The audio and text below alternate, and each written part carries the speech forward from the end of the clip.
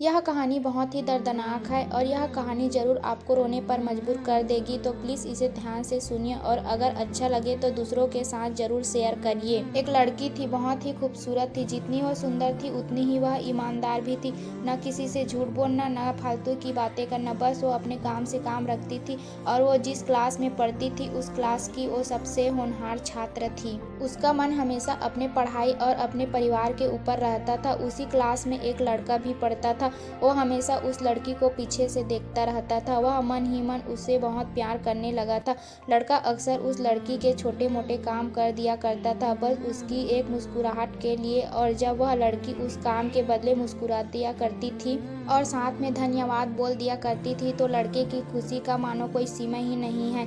एक बार की बात है, दोनों लोग साथ साथ घर जा रहे थे, तभी जोरदार बारिश होने लगी।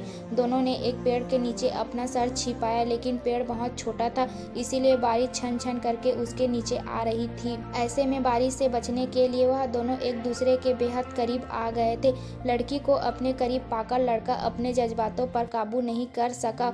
उसने लड़की को तुरंत प्रपोज कर दिया। लड़की भी मन ही मन उस लड़के को पसंद करने लगी थी, इसीलिए लड़की भी मान गई और इस तरह दोनों का प्यार शुरू हो गया। एक बार की बात है, लड़की उसी पेड़ के नीचे लड़के का बहुत देर से इंतजार कर रही थी। लड़का बहुत देर से आया। उसे देखकर लड़की नाराजगी से बोली, तुम इतनी देर से क्यों आए? मेरी तो जान ही निकल गई थी। यह सुनकर लड़का बोला, मेरी जान, मैं तुमसे दूर कहाँ गया था, मैं तो तुम्हारे दिल में ही रहता हूँ।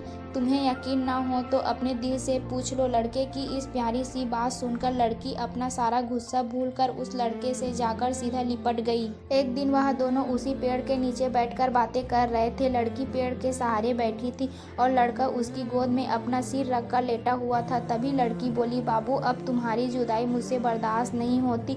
यूँ तुम्हारे बिना एक पल भी मुझे 100 साल के बराबर लगता है। तुम मुझसे शादी कर लो, नहीं तो मैं तुम्हारे बिना मर जाऊंगी। लड़के ने झट से लड़की के मुंह पर अपना हाथ रख दिया और बोला, मेरी जान, ऐसी बात मत किया करो। अगर तुम्हें कुछ हो जाएगा तो मैं कैसे जिंदा रह पाऊंगा? फिर वह कुछ सोचता हुआ बोला, बाबू, तुम बिल्कुल चिंता मत करो, मैं जल्दी ही अपने घर वालों से हम दोनों के बारे में बात करेंगे। धीरे धीरे काफ़ी समय बीत गया। एक दिन की बात है, वह दोनों लोग उसी पेड़ के नीचे बैठे हुए थे। उस समय लड़के का चेहरा बहुत उतरा हुआ था। लड़की ने पूछा, पर लड़की के पूछने पर वह बहुत ही उदास होकर बोला, जान, मैंने अपने घर पर हम दोनों के बारे में बात की, उन्हें बहुत समझाया, पर वह हमारी शादी के लिए तैयार ही नहीं हुए।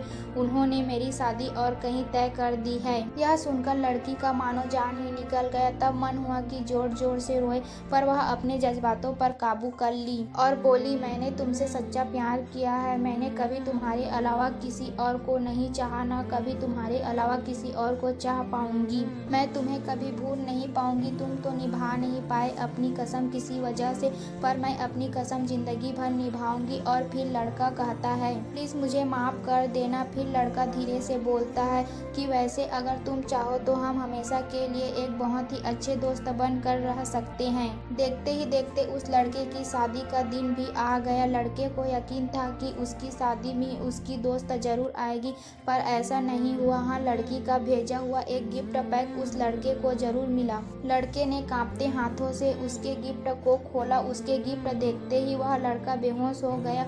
उस गिफ्ट पैक में और कुछ नहीं, खून से लथपथ लड़की का दिल रखा हुआ था और साथ ही में एक चिट्ठी भी थी जिसमें लिखा हुआ था कि अरे पागल, अपना दिल तो लेते जाओ, वरना अपनी पत्नी को क्या दोगे। दोस्तों, किसी के लिए मोहब्बत टाइम पास होती है और किसी के लिए जिंदगी से बढ़कर। अगर किसी से मोहब्बत करना तो आप उसे अपनी जिंदगी भर करना, और अगर जिंदगी भर साथ दे सको तो ही करना, नहीं तो मत करना, वरना क्या पता आपका हाल भी कुछ ऐसा ही हो जाए जो उस दिन के बाद ना तो जी सका और ना ही मर सका। उसकी सारी जिंदगी पछतावे में और अफसोस में घुट घुट कर कटती रही।